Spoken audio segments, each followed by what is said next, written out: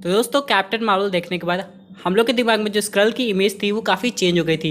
क्योंकि पहले तो हम लोग को लगता था कि स्क्रल इविल है, लेकिन कैप्टन मार्वल मूवी में उन लोग को विक्टिम दिखाया गया था और असल में जो विलन थे वो क्री थे। बाद में क्या वो मूवी के एंड में कैरल डैनवर्स उनके लिए एक अलग प्लैनेट खोजने चली गई थी जिसमें टेलोस उसकी फैमिली थी। फिर हम लोग को यहाँ पे ये लगा कि चलो अब तो ठीक है, यानी स्क्रल की स्टोरी ऑलमोस्ट एंड होती ही नजर आ रही है। उनको अपना प्लैनेट मिल गया होगा, वो लोग काफ़ी खुशी से रह रहे होंगे। लेकिन यहाँ पे स्पाइडरमैन फार फ्रॉम होम में हम लोग को एक ट्विस्ट देखने को मिलता है, जो कि ये रहता है कि यहाँ पे टेलोस और उसकी वाइफ निक फ्यूरी और मारिया हिल बन के पीटर पार्कर पे नज़र रख रहे हैं। और वही दूसरी तरफ जो अपने ओरिजिनल निक फ्यूरी हैं वो एक स्पेस हेडक्वार्टर में है बाकी स्क्रल के साथ। तो आखिर ये सब हो क्या रहा है और ऐसा क्या सिचुएशन आ गई कि निक फ्यूरी को स्पेस पे जाना पड़ा, और यहाँ पे टेलोस कितने समय से निक फ्यूरी बना है, और आगे जाके सीक्रेट इन्वेजन की क्या स्टोरी लाइन होने वाली है, और कौन से नए कैरेक्टर्स का केमियो हम लोग को देखने को मिलने वाला है जो आपके लिए भी सरप्राइजिंग होगा। आज सब हम लोग डिस्कस करेंगे। दोस्तों कंप्लीट वीडियो को स्टार्ट करने से पहले आप लोग कर दीजिए वीडियो को लाइक और कमेंट करके बताइए कि आपका फेवरेट एवेंजर कौन है। साथ ही साथ जो लोग मेरे चैनल पर नए, हमारे चैनल को सब्सक्राइब करके हमारी कॉमिक बुक टॉक्स फैमिली का हिस्सा बन जाइए। तो दोस्तों हम लोग शुरुआत करते हैं बिल्कुल नई अपडेट से। सबसे पहले दोस्तों हम लोग समझ लेते हैं कि मार्वल सिनेमैटिक यूनिवर्स में भले स्क्रल को अच्छा दिखाया गया है, लेकिन दोस्तों इसका मतलब ये बिल्कुल नहीं कि यूनिवर्स में जितने भी स्क्रल दिखाए जा रहे हैं वो सब दिल के अच्छे होंगे। मैं यहाँ पे टेलोस उसकी फैमिली की बात नहीं कर रहा हूँ। हालांकि यहाँ पे स्क्रल का केमियो हम लोग को WandaVision के एंड में भी दिखाई देता है। इसका मतलब यह है कि आगे जाके मार्वल सिनेमैटिक यूनिवर्स में कुछ बड़ा होने वाला है। मल्टीवर्स के बाद भी यहाँ पे ऑडियंस को काफ़ी सरप्राइज देखने को मिलेंगे और ये पता चलेगा कि स्क्रल कैप्टन मार्वल के इवेंट्स के बाद कब से यहाँ पे अर्थ पे हैं, जो कि इविल बन के पूरी अर्थ को कंट्रोल करना चाह रहे हैं, जिसमें टेलोस निक फ्यूरी की मदद कर रहा है स्क्रल को फाइंड करके उनको ख़त्म करने का। और यही स्टोरी है सीक्रेट इन्वेजन की। यहाँ पे इन दोनों के बीच में एक समझौता हुआ होगा, जहाँ पे निक फ्यूरी अपने स्क्रल की टीम बना के बाकी जो टेलोस की फैमिली है और जो अच्छे स्क्रल है उनकी रक्षा करेंगे। वही दूसरी तरफ टेलोस निक फ्यूरी की हेल्प करेगा अपने जैसे लोगों को पता लगाने में, जो कि एक्चुअली में अर्थ पे कब्जा जमाना चाहते हैं। अब यहाँ पे इनकी टीम कई समय से काम करी है, क्योंकि यहाँ पे एवेंजर्स एज ऑफ अल्ट्रॉन में भी हम लोग को एक हिंट मिली थी कि ये साबित करती थी कि वहाँ पे एक्चुअली में जो एवेंजर्स से बात कर रहा था वो निक फ्यूरी नहीं बल्कि टेलोस था। क्योंकि आप लोग को नोटिस करने वाली एक बात यहाँ पे यह है कि यहाँ पे जब निक फ्यूरी कैप्टन मार्वल को अपना एक सीक्रेट बता रहा था कि अगर ब्रेड को डायगोनल वे में काटा जाए तो उसे खा नहीं सकता, और यहाँ पे हम लोग एवेंजर्स एज ऑफ अल्ट्रॉन में क्या देखते हैं, वही निक फ्यूरी अपनी ब्रेड को ऐसे डायगोनल वे में काट रहा था। तो जाहिर सी बात है ये काम टेलोस कर सकता है। इसकी वजह से हम लोग को ये समझ जाना चाहिए कि काफ़ी लंबे टाइम से निक फ्यूरी स्पेस में है और पता नहीं क्या कर रहे हैं। यानी दोस्तों जब से कैप्टन मार्वल अर्थ को लेफ्ट करके चली गई है तब से निक फ्यूरी देख रहे होंगे कि स्क्रल को कैसे ख़त्म किया जाए। दोस्तों जहाँ तक बात रही सिंपल स्क्रल की, वो तो हम लोग को समझ में आता है, लेकिन जिस जगह सुपर स्क्रल की एंट्री हो जाएगी वो चीज़ काफ़ी मुश्किल हो जाएगी, क्योंकि उनके पास पावर होती है।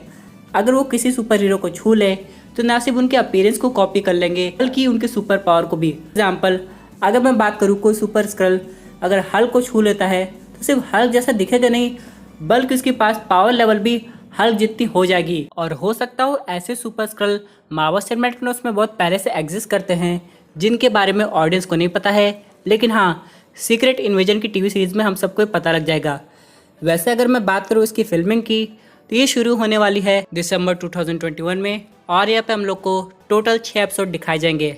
वैसे एक बात तो मैं कह दूंगा कि एपिसोड के एंडिंग के बाद इसका सीज़न 2 भी कंफर्म हो जाएगा, क्योंकि इतनी लंबी सीरीज़ होगी कि यहाँ पे इसे एक सीज़न में ख़त्म करना काफ़ी मुश्किल होगा, क्योंकि स्क्रल की ओरिजिन कब से दिखाई जाएगी ये भी देखना पड़ेगा। अब दोस्तों हम लोग चलिए समझ लेते हैं कि सीक्रेट इन्वेजन में कौन सी कास्ट कंफर्म होते हुए नजर आ रही है। सबसे पहले अगर हम लोग बात करें, जोनाथन मेजर्स का नाम सामने आ रहा है, क्योंकि कैंग के एक वेरिएंट है और रोल प्ले किए थे ही हू रिमेन्स का लोकी की टीवी सीरीज में, और उनका अपीयरेंस फिर होगा एंटमैन 3 में।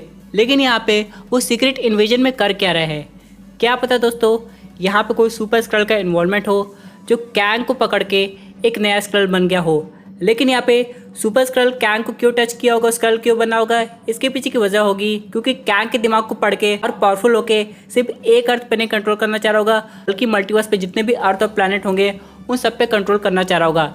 लेकिन यहाँ पे हो सकता है बाद में उस स्क्रल को कैंग ने ख़त्म कर दिया होगा, क्योंकि दोस्तों मल्टीवर्स का कॉन्सेप्ट आने के बाद यहाँ पे स्क्रल भी हर एक लेवल पे हो सकते हैं।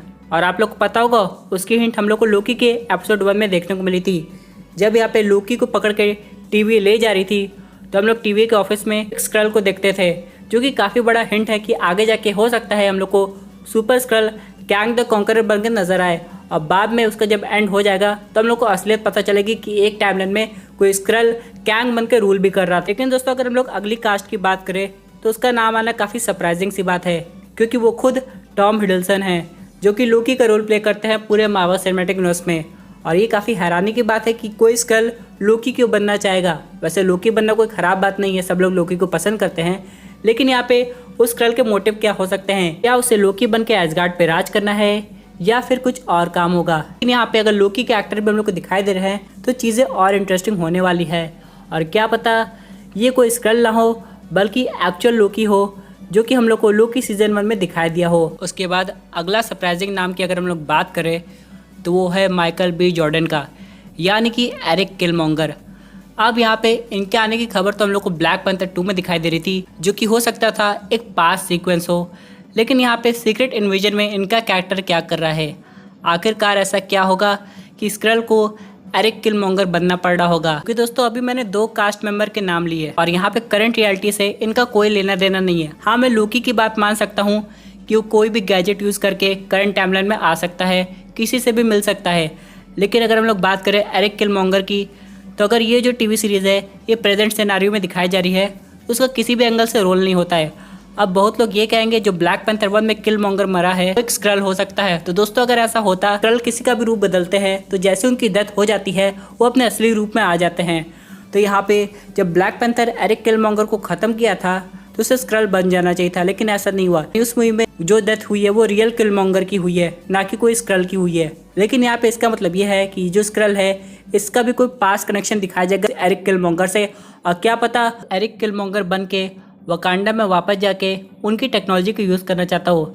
लेकिन एक तरह से काफ़ी ख़राब आइडिया है, क्योंकि दोस्तों अगर आप लोग देखें, मान लीजिए कोई स्क्रल किलमॉन्गर बन के वकांडा भी जाता है, वकांडा वासियों से तो ख़त्म करने की कोशिश करेंगे, ना कि उसे बचाएंगे, क्योंकि वो लोग समझ के किलमॉन्गर की डेथ हो गई है, कोई बहरूपिया ही हो सकता है। लेकिन यहाँ पे इनका भी कास्ट हम लोग को कन्फर्म होते हुए नज़र आ रहा है। अगले कास्ट की बात करें तो वो है फिल कोल्सन। अब यहाँ पे फिल कोल्सन को हम लोग ने एवेंजर्स मूवी में देखा है, कैप्टन मार्वल में देखा है, लेकिन उसके बाद हम लोग को ठीक से दिखाई नहीं दी है।